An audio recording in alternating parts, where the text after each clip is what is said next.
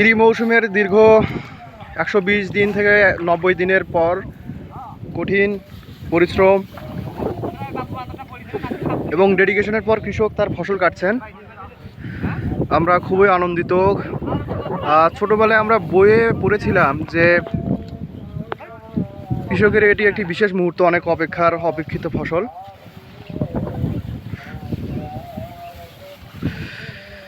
বর্তমানে কৃষিকে বাংলাদেশের দ্বিতীয় অন্যতম সম্মানিত পেশা বলে আমি মনে করি।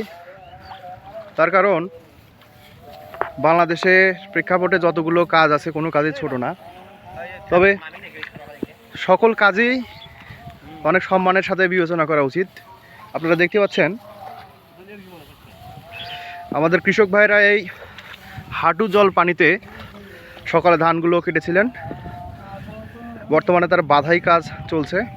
সামনে একজন তরুণকে আমরা দেখতে পাচ্ছি, সে যথেষ্ট এনার্জেটিক আমরা জানি।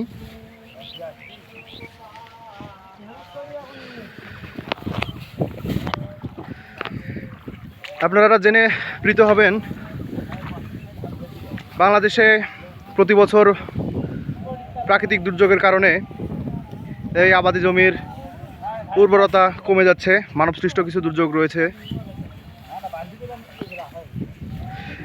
এতটা সত্ত্বেও